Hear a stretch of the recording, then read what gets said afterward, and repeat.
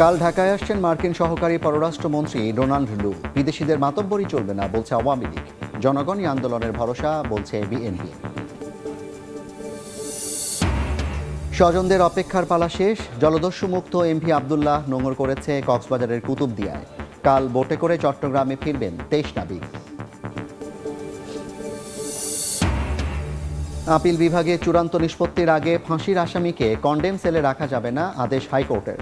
অন্য বন্দীদের মতো কারাগারে সুযোগ সুবিধা দেওয়ার নির্দেশ। প্রযুক্তি আসক্তি, মনোযোগে ঘাটতি, মাধ্যমিকে পিছিয়ে ছেলেরা। মত শিক্ষকদের অংশগ্রহণ ও ফলাফলে সুফল দিচ্ছে মেয়েদের বাল্যবিবাহ রোধ ও উপবৃত্তি চালুর পদক্ষেপ। এবং ঈদের আগে ব্যবসায়ীদের লুটের উৎসব। পেঁপের কেজি 70 টাকা, বেগুনের সেঞ্চুরি, ডিমের ডজন 150। অস্থির মশলার বাজারও। খাদ্য মূল্যস্ফীতি বেড়ে 10% ওপরে।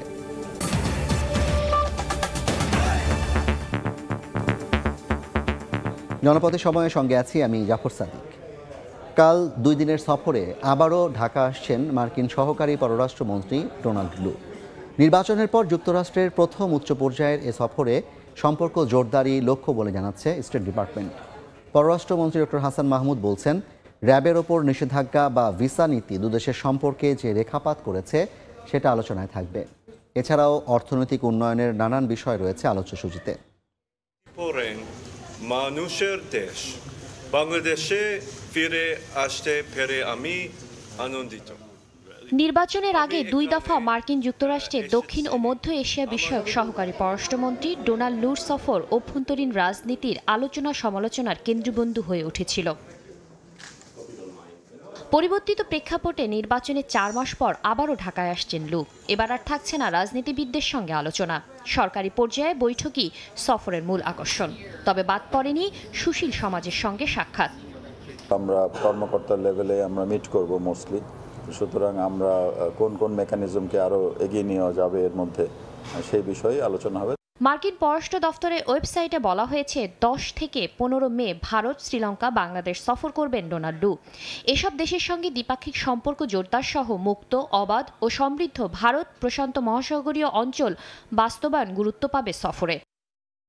মূল দ্বিপাক্ষিক বৈঠক হবে পররাষ্ট্র সচিবের সঙ্গে। মাসুদ বিন মোমেন জানান, যুক্তরাষ্ট্রের সঙ্গে সম্পর্ক আরও জোরদারে নানা পথ খোঁজার চেষ্টা থাকবে বৈঠকে। আমাদের সাথে ওদের প্রচুর মেকানিজম আছে, প্ল্যাটফর্ম আছে, ডায়ালগ আছে, তো এইগুলা সবগুলাই আরও কিভাবে রিঅ্যাক্টিভেট করা যায়। একটি নতুন সরকার গঠিত হয়েছে, স্টেবল একটি সরকার, তারা তাদের রেগুলার কর্মকাণ্ড এগিয়ে নিয়ে যাচ্ছে। আমরা বিভিন্ন দেশের সাথে আমাদের সম্পর্ক এগিয়ে নিয়ে যাচ্ছি। সুতরাং সকল দেশই মনে করছে যে এখন আমাদেরকে সাথে এঙ্গেজ করা। এদিকে সোমবার পররাষ্ট্র মন্ত্রণালয়ে এক অনুষ্ঠানে মন্ত্রী হাসান মাহমুদ বলেন, র্যাবের উপর নিষেধাজ্ঞা, ভিসা নীতির মতো ইস্যুতে ঢাকা ওয়াশিংটন সম্পর্কে যে রেখাপাত হয়েছে তা নিয়ে আলোচনা হবে। অর্থনৈতিক সম্পর্ক আছে, আমাদের নানা ক্ষেত্রে কপারেশন আছে, সেগুলো নিয়ে তো অবশ্যই আলোচনা হবে। ভিসা নীতি কিংবা র্যাবের কিছু ব্যক্তি বিশেষের উপর নিষেধাজ্ঞা, সেগুলো আমাদের সম্পর্কের ক্ষেত্রে কিছুটা রেখাপাত করেছে তো বটেই, সেগুলো আমরা অবশ্যই আলোচনা করব এবং সেগুলো যাতে সহজীকরণ হয় বা উঠে যায় সে নিয়ে আমরা মার্কিন প্রশাসনের ইতিপূর্বে হোয়াইট হাউস এবং স্টেট ডিপার্টমেন্টের যে সমস্ত কর্মকর্তা এসেছিল তাদের সাথে আলোচনা করেছি। সেই প্রসঙ্গগুলো স্বাভাবিকভাবে আসতেই পারে। ডোনাল্ড লুর সফরে অর্থনৈতিক সম্পর্ক জোরদার হবে বলেও আশাবাদ পররাষ্ট্রমন্ত্রী। শাতিলা শারমিন, সময় সংবাদ, ঢাকা। জনগণের সরকারের ওপর বিদেশি মাতব্বরি চলবে না বলে মন্তব্য করেছেন আওয়ামী লীগের সাধারণ সম্পাদক ওবায়দুল কাদের। বলেন, যুক্তরাষ্ট্রের মদদে বিএনপির আন্দোলনের নামে উত্তেজনা ছড়ানোর চেষ্টা প্রতিহত করা হবে। এদিকে বিএনপি নেতারা বলছেন, বিদেশিদের ওপর নির্ভর করে আন্দোলন করে না তাদের দল। দ্বাদশ জাতীয় সংসদ নির্বাচনের পেরিয়ে গেছে 4 মাস। নতুন সরকার গঠনের পর লাগাতার আন্দোলনের কথা বললেও জোরালো কোনো অবস্থান করতে পারেনি বিরোধী রাজনৈতিক দলগুলো। সোমবার প্রবীণ রাজনীতিবিদ বাংলাদেশের কমিউনিস্ট পার্টির উপদেষ্টা হায়দার আকবর খান রনর মরদেহে কেন্দ্রীয় শহীদ মিনারে শ্রদ্ধা জানায় বিভিন্ন রাজনৈতিক দল। সেখানে বিএনপি মহাসচিব সরকার বিরোধী সব রাজনৈতিক দলকে ঐক্যবদ্ধ আন্দোলনের আহ্বান জানান। আলাদা অনুষ্ঠানে দলটির স্থায়ী কমিটির সদস্য নজরুল ইসলাম খান বলেন, বিদেশিদের উপর নির্ভর করে আন্দোলন করে না বিএনপি। ডোনাল্ড লুর সফর নিয়ে ভাবছে না দল। ডোনাল্ড লুর ব্যাপারটা অতখানি গুরুত্বপূর্ণ মনে করলে আমরা বলতাম, বাংলাদেশের মানুষ তার সমস্যার সমাধান বরাবরই নিজেরা করেছে। বিএনপি কখনো সহিংস আন্দোলনে বিশ্বাস করে না। সহিংসতা সরকার করে এবং সরকার সেটার দায় আমাদের উপর চাপিয়েছে। দুর্ভাগ্যজনকভাবে বিভাজনটা সৃষ্টি হয়েছে বাংলাদেশে। সেই বিভাজন থেকে আমাদের সকলের বেরিয়ে আসা উচিত এবং সকলের একই সঙ্গে বাংলাদেশের কল্যাণের জন্য, গণতন্ত্র প্রতিষ্ঠার জন্য কাজ করা উচিত। রাজনৈতিকভাবে মোকাবিলা না করে আন্দোলনের নামে জ্বালাও পোড়াও করলে পালানোর পথ পাবে না বিএনপি। ধানমন্ডিতে সভাপতির রাজনৈতিক কার্যালয়ে সংবাদ সম্মেলনে আওয়ামী লীগ সাধারণ সম্পাদক বলেন, কোনো বিদেশি শক্তির ভয়ে ভীত নয় আওয়ামী লীগ। কেউ আমাদের দেশে এসে এখানে বিএনপিকে আবারও মদত দেবে, চাঙ্গা করবে, সেই পরিস্থিতি বোধ এখন বিশ্ব রাজনীতিতে মোটেই নেই। উপজেলা পরিষদ নির্বাচনে এমপি মন্ত্রীদের স্বজনদের অংশগ্রহণ প্রসঙ্গে ওবায়দুল কাদের নিশ্চিত করেন, আওয়ামী লীগের সিদ্ধান্তে পরিবর্তন হয়নি। মনে করিয়ে দেন, শাস্তি বিভিন্নভাবেই হতে পারে। মনে রাখেন, আওয়ামী লীগ ৭৩ জন এমপিকে মনোনয়ন দেন, ২৫ জন মিনিস্টারকে ক্যাবিনেট থেকে বাদ দিয়েছে। শাস্তিটা অনেকভাবে। ১৪ দলীয় জোটের প্রধান হিসেবে প্রধানমন্ত্রী আলোচনায় বসবেন বলেও জানান ওবায়দুল কাদের। সানবীর রূপল, সময় সংবাদ, ঢাকা। স্বজনদের অপেক্ষার পালা শেষ। জলদস্যু থেকে মুক্তির ঠিক 1 মাস পর এমভি আবদুল্লাহ নোঙর করেছে কুতুবদিয়ায়। কাল বিকেলে বোটে করে চট্টগ্রামে এসে স্বজনদের সঙ্গে মিলিত হবেন 23 নাবিক। উন্মুক্ত জলসীমায় ঘন্টায় 11.5 নটিক্যাল মাইল গতিতে ছুটে কক্সবাজারে কুতুবদিয়ায় নোঙর করেছে বাংলাদেশি জাহাজ এমভি আবদুল্লাহ। সোমালিয়ায় জলদস্যু মুক্ত হওয়ার ঠিক 1 মাস পর নিজ ভূখণ্ডে ফিরে আসার আনন্দে উদ্বেলিত ছিলেন নাবিকেরা। সোমবার দুপুর 2টার দিকে কক্সবাজারের জলসীমায় প্রবেশ করে এমভি আবদুল্লাহ। সন্ধ্যার আগে কুতুবদিয়ায় নোঙর করে জাহাজটি। এখান থেকেই দুবাইয়ের হামরিয়া বন্দর থেকে আনা চুনামাটি লাইটারের জাহাজে খালাস করা হবে। সন্ধে 6টায় কুতুবদিয়ার উপকূলে আমরা নোঙর করেছি। জাহাজের সকল অফিসার ক্রু সুস্থ আছেন, ভালো আছেন। মঙ্গলবার জাহাজটিতে যোগ দেবে নতুন 23 জন নাবিক। তাদের কাছে দায়িত্ব হস্তান্তর করে জাহাজ থেকে নেমে আসবেন পুরাতন 23 জন। তাদেরকে বোটে করে নিয়ে আসা হবে চট্টগ্রাম নগরীর সদরঘাটে। এখানে স্বজনদের সঙ্গে মিলিত হবেন তারা। বিচারিক আদালতে ফাঁসির রায় হওয়ার সঙ্গে সঙ্গে আসামিকে নির্জন কক্ষ বা কন্ডেম সেলে রাখা যাবে না বলে রায় দিয়েছেন উচ্চ আদালত। কারাগারে মৃত্যুদণ্ডপ্রাপ্ত বন্দীদের 2 বছরের মধ্যে সাধারণ সেলে স্থানান্তরের নির্দেশ দেওয়া হয়েছে। একই সঙ্গে জামিন চাওয়ার অধিকার পাবেন ফাঁসির দণ্ডপ্রাপ্তরা।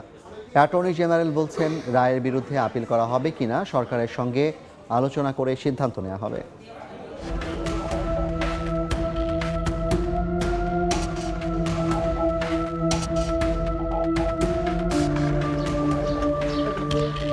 কারাগারে মৃত্যুদণ্ডপ্রাপ্ত বন্দীদের রাখা হয় বিশেষ একটি কক্ষে, যাকে বলা হয় condemned cell. 6 foot by 6 foot ঘরে থাকে না পর্যাপ্ত আলোর ব্যবস্থা।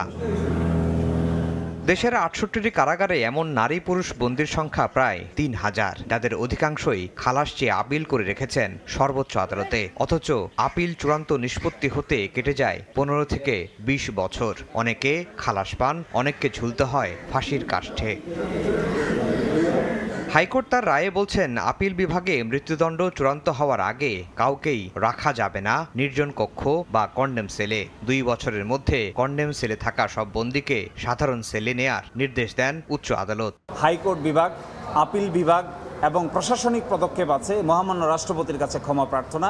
এই সব কিছু নিষ্পত্তির পরেই একজন ব্যক্তির মৃত্যুদণ্ডাদেশ চূড়ান্ত হবে এবং শুধুমাত্র তখনই একজন মানুষকে মৃত্যুর সেলে সলিটারি কনফাইনমেন্টে নির্জন কক্ষে বন্দি রাখা যাবে, তার আগে তাকে নির্জন কক্ষে রাখা যাবে না। অন্য দেশে দণ্ডপ্রাপ্ত বন্দীরা স্ত্রীর সঙ্গে সময় কাটানোর সুযোগ পান বলেও রায়ের পর্যবেক্ষণে তুলে ধরা হয়। উঠে আসে সাংবাদিক দম্পতি সাগর রুনি হত্যা প্রসঙ্গ। হাইকোর্ট বলেন, এক যুগেও তদন্ত শেষ না হওয়া বিচার ব্যবস্থার দুর্বলতার প্রকাশ। এই ধরনের ডিলে যেখানে হয় সেখানে মৃত্যুর দণ্ডের সেলের আসামিকে নির্জন কক্ষে 15 থেকে 20 বছর পর্যন্ত যদি বন্দি রাখা হয় তাহলে এটি হবে ডাবল পানিশমেন্ট। রাষ্ট্রপক্ষ বলছে, মৃত্যুদণ্ডপ্রাপ্ত বন্দীরা কন্ডেম সেলে নাকি সাধারণ সেলে থাকবে সেই সিদ্ধান্ত আসা উচিত আপিল বিভাগ থেকেই। সুপ্রিম কোর্ট ডিসাইড না করার মতো কোনো কিছু ফাইনাল হয় না। গভর্নমেন্টের সাথে আমি কথা বলবো, আলোচনা করব, যদি গভর্নমেন্ট আমাকে ইনস্ট্রাকশন দেয় আমি ডেফিনেটলি সুপ্রিম কোর্টে যাব। সাম্প্রতিক সময়ে দেখা যায় 15 থেকে 20 বছরের অধিক সময় কন্ডেম সেলে থাকা অনেক আসামি সর্বোচ্চ আদালতে এসে নিরপরাধ প্রমাণিত হয়েছেন। জেল থেকে বের হয়ে তারা এখনো ভুগছেন কন্ডেম সেলে থাকার মানসিক যন্ত্রণায়। আফজার হোসেন, সময় সংবাদ, ঢাকা। বেশ কয়েক বছর ধরেই মাধ্যমিকের ফলাফলে পিছিয়ে ছাত্ররা। মাত্রাতিরিক্ত প্রযুক্তি আসক্তি, ক্লাসে কম উপস্থিতি সহ মনোযোগে ঘাটতির কারণে এমন অবস্থা বলে মনে করছেন শিক্ষকরা। আর বাল্যবিবাহ রোধ ও উপবৃত্তি চালুর মতো সরকারের কার্যকর পদক্ষেপে শিক্ষায় মেয়েদের অংশগ্রহণ ও ফলাফলে সফলতা দুটোই এসেছে বলে মত শিক্ষা বিশ্লেষকদের। শাকির আহমেদের রিপোর্ট।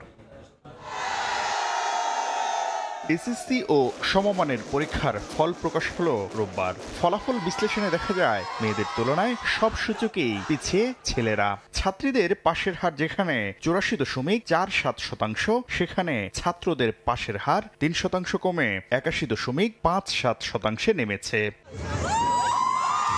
জিপিএ 5 প্রাপ্তিতেও বড় ব্যবধানে এগিয়ে আছে ছাত্রীরা। এবার 83,353 জন ছাত্র জিপিএ 5 পেলেও 15,000 বেড়ে ছাত্রীদের সেই সংখ্যা দাঁড়িয়েছে 98,776 জনে। পরীক্ষায় অংশগ্রহণের ক্ষেত্রেও পিছিয়ে ছেলেরা। গত কয়েক বছর ধরেই পাবলিক পরীক্ষায় নিম্নমুখী ছেলেদের ফল। মেয়েদের ফলাফলে উচ্ছ্বসিত সরকার প্রধান শেখ হাসিনাও ফলাফলে ছেলে মেয়ে সমতা আনার প্রত্যাশা জানানোর পাশাপাশি ছেলেদের পিছিয়ে যাওয়ার কারণ অনুসন্ধানের আহ্বান জানিয়েছেন। ছেলেরা পিছিয়ে আছে কেন এখন সেটা আমাদের দেখতেই হবে। দয়া করে একটু যার যার বোর্ডে আপনারা একটু খোঁজ নেন। কেন পিছিয়ে ছেলেরা? কারণ অনুসন্ধানে জানা গেল, তথ্য প্রযুক্তির মাত্রাতিরিক্ত ব্যবহার, ক্লাসে উপস্থিতি ও নিয়মানুবর্তিতার কোনো ক্ষেত্রে মনোযোগ নেই ছেলেদের। ছেলেরা মোবাইলের প্রতি আসক্তি তাদের বেশি মেয়েদের তুলনায়, এবং সোশ্যাল মিডিয়া যেটাতে আছে তাদের পদচারণা আর বেশি, এবং সেইটাও তাদের তুলনামূলকভাবে খারাপ রেজাল্ট হওয়ার পিছনে একটি কারণ হতে পারে। বিপরীত দিকে ভালো ফলাফলের পিছনে মেয়েদের লেখাপড়ার প্রতি মনোযোগ বড় ভূমিকা রাখছে বলে মনে করেন বিশ্লেষকরা। বাল্যবিবাহের একটা প্রবণতা আমাদের দেশে ছিল, সেখানে কিন্তু সরকারের স্পেসিফিক প্রোগ্রাম আছে, যে কারণে আমাদের মেয়েরা অনেক বেশি বিদ্যালয়মুখী এবং মেয়েদের ধরে রাখার হারটা অনেক বেশি। ক্লাসের বাইরে শিক্ষার্থীরা কি করছে আর কোনো অপরাধে জড়াচ্ছে কিনা অভিভাবকদের সেদিকে নজর রাখার পাশাপাশি সৃজনশীল কাজে শিক্ষার্থীদের অংশগ্রহণ বাড়ানোর আহ্বান সংশ্লিষ্টদের। শাকির আহমেদ, সময় সংবাদ, ঢাকা। কোরবানির ঈদের আগেও ব্যবসায়ীদের লুটের উৎসব। রোজার আগের কায়দায় সিন্ডিকেট ব্যবসায়ীরা বাড়াচ্ছে দাম। রাজধানীতে 1 কেজি পেঁপে বিক্রি হচ্ছে 70 টাকায়, বেগুন ছুঁয়েছে সেঞ্চুরি, ডিমের ডজন ঠেকেছে 150-তে। মুরগি, গরু, খাসি সহ মাছের দামও বাড়তি। ক্রেতারা বলছেন, ইচ্ছে মতো দাম হাঁকালেও দেখার কেউ নেই। রমজানের ঈদের আগের পরিস্থিতি যেন আবার ফিরেছে রাজধানীতে। প্রতিদিনই বাড়ছে কোনো না কোনো পণ্যের দাম। ব্যবসায়ীদের স্বেচ্ছাচারিতার বলি ক্রেতারা। এক সপ্তাহ আগেও 1 ডজন লাল ডিমের দাম ছিল 120 টাকা, অথচ সরবরাহ কমের অজুহাতে এখন তা ঠেকেছে 150-তে। ভোক্তার অভিযোগ, পরিস্থিতি এমন যে রাত পোহালেই কোনো না কোনো পণ্যের দাম বাড়ছে। গরিব যারা আছে এরা বাংলাদেশে বেচার কোনো সাধ্য নাই। এক সপ্তাহে বেড়েছে 25 থেকে 30 টাকা। এখন দাম বাড়ার কারণ হচ্ছে গরম পড়ছে, ডিম নষ্ট হয়ে যাচ্ছে। অশান্ত মুরগির বাজারও। উচ্চ মূল্যে স্থির ব্রয়লার, সোনালী সহ দেশি মুরগির বাজার। গরমে মুরগি পালন ব্যাহত হওয়ার অজুহাত থেকে মুক্তি মিলছে না ক্রেতাদের। জিনিসপত্র যেভাবে দাম বাড়তেছে, এটাকে স্বস্তি বলা যায় না। যেটাই কিনতে যাচ্ছে সেটারই তো দাম বেশি। অনেক বাচ্চা নষ্ট হয়ে গেছে, রেটটা একটু বেশি। কয়েকদিন স্বস্তির পর অধিকাংশ সবজি বিক্রি হচ্ছে চড়া দরে। রাজধানীর কারণ বাজারে 1 কেজি পেঁপে বিক্রি হচ্ছে 70 টাকায়, বেগুন ঠেকেছে আবারও 100-তে। পেঁপে যেমন 80 টাকা চাচ্ছে, কেউ 70 টাকা চাচ্ছে, প্রত্যেকটা জিনিসেরই দাম বেশি। বর্তমান বাজারে আপনার পেঁপে, বেগুন, তারপরে কাঁচামরিচ, গাজর এগুলোর দাম একটু বেশি। মাছের বাজারও বেশ গরম। 3 দিনের ব্যবধানে তেলাপিয়া মাছের কেজিতে 30 টাকা বেড়ে বিক্রি হচ্ছে 250 টাকায়। হাইব্রিড কই আর রুই কাতল বিক্রি হচ্ছে 250 থেকে 350 টাকার মধ্যে। তেলাপিয়া 250 বড়টা, পাঙ্গা বেচতেছে আগে বেচি 180, এখন একটু বেশি। মানুষ কিভাবে কিনবে? আমি আগে কিন্তু 2-3টা কিনতাম, এখন একটা কিনছি। ব্যবসায়ীরা যে যেভাবে পারছেন দাম বাড়িয়ে বিক্রি করছেন পণ্য, এমন অভিযোগ করে কঠোর তদারকির দাবি ক্রেতাদের। সাইফুল ইসলাম, সময় সংবাদ, ঢাকা। গেল এপ্রিলে দেশের বাজারে বেড়েছে খাদ্যের দাম। মার্চের তুলনায় খাদ্য মূল্যস্ফীতি বেড়ে দাঁড়িয়েছে 10.22%। গত মার্চে খাদ্য মূল্যস্ফীতি ছিল 9.87%। এমন তথ্য উঠে এসেছে বিবিএস-এর হালনাগাদ পরিসংখ্যানে। বাজারে ক্রেতারা নিত্যপণ্যের চড়া দামে নাজেহাল হলেও সংস্থাটি বলছে এপ্রিলে দেশের সার্বিক মূল্যস্ফীতি কমেছে। মার্চের তুলনায় এপ্রিলে সার্বিক মূল্যস্ফীতির হার 0.07% কমে দাঁড়ায় 9.74%। বাংলাদেশ বিমান বাহিনী পরিচালিত শিশুদের বিশেষ স্কুল ব্লু স্কাই এর উদ্বোধন করা হয়েছে। সকালে বাংলাদেশ বিমান বাহিনী ঘাঁটি বাসারে উদ্বোধনী অনুষ্ঠানের আয়োজন করা হয়। স্কুলটি চালু করা হচ্ছে মূলত সমাজের বিশেষ চাহিদা সম্পন্ন শিশুদের জন্য। জাতীয় সংসদের স্পিকার ডক্টর শিরিন শারমিন চৌধুরী প্রধান অতিথি হিসেবে উপস্থিত থেকে স্কুলের উদ্বোধন করেন। অনুষ্ঠানে বিমান বাহিনী প্রধান air chief marshal Sheikh Abdul Hannan, সহকারী বিমান বাহিনী প্রধান সহ ঊর্ধ্বতন কর্মকর্তারা উপস্থিত ছিলেন।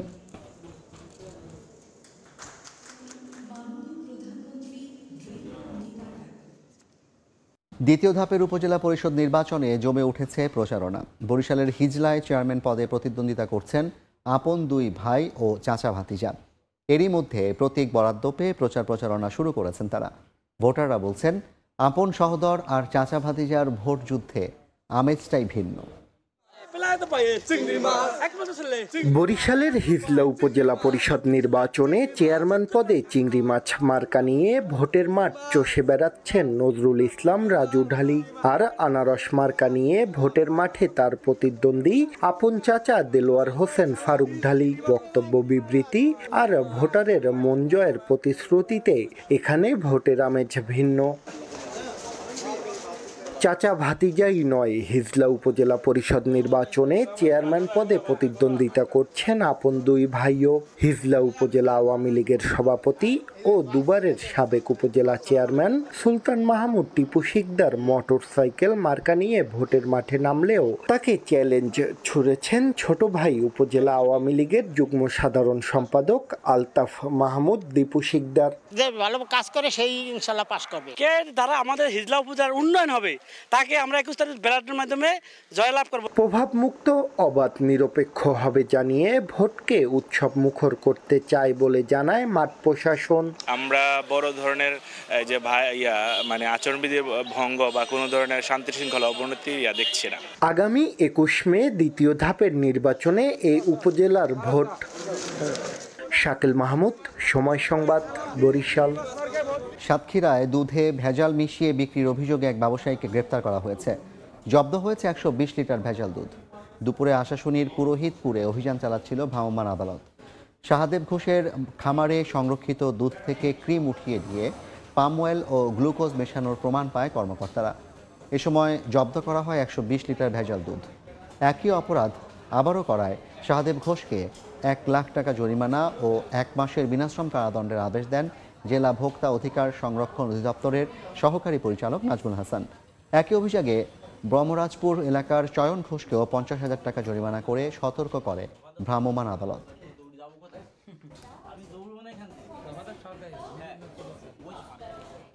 মাগুরায় গরিব, অসহায়, মেধাবী ও প্রতিবন্ধী শিক্ষার্থীদের মাঝে সরকারি অনুদান বিতরণ ও বিভিন্ন ভিত্তিপ্রস্তর সহ কমিউনিটি ক্লিনিকের উদ্বোধন করেন সংসদ সদস্য সাকিব আল হাসান। সোমবার সকালে হেলিকপ্টারে চড়ে নিজ নির্বাচনী এলাকায় আসেন সাকিব। এ সময় সদর উপজেলা প্রশাসনের আয়োজনে 104 জন অসহায় প্রতিবন্ধী শিক্ষার্থী ও 22 জন অগ্নিকাণ্ডে ক্ষতিগ্রস্তদের মাঝে প্রায় 3.5 লাখ টাকার চেক ও 44 বান্ডিল ঢেউটিন বিতরণ করেন মাগুরা 1 আসনের সংসদ সদস্য।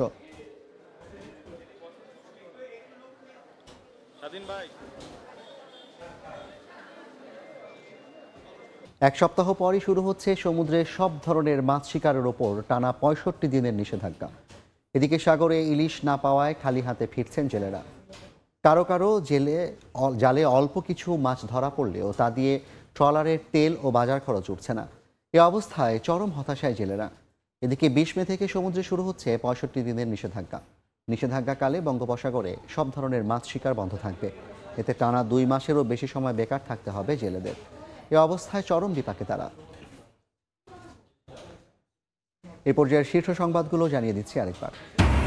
কাল ঢাকায় আসছেন মার্কিন সহকারী পররাষ্ট্রমন্ত্রী ডোনাল্ড লু। বিদেশিদের মাতব্বরি চলবে না বলছে আওয়ামী লীগ। জনগণই আন্দোলনের ভরসা বলছে বিএনপি। স্বজনদের অপেক্ষার পালা শেষ। জলদস্যু মুক্ত এমপি আব্দুল্লাহ নোঙর করেছে কক্সবাজারের কুতুবদিয়ায়। কাল বোটে করে চট্টগ্রাম ফিরবেন ২৩ নাবিক। এবং আপিল বিভাগে চূড়ান্ত নিষ্পত্তির আগে ফাঁসির আসামিকে কন্ডেম সেলে রাখা যাবে না, আদেশ হাইকোর্টের। অন্য বন্দীদের মতো কারাগারে সুযোগ সুবিধা দেওয়ার নির্দেশ।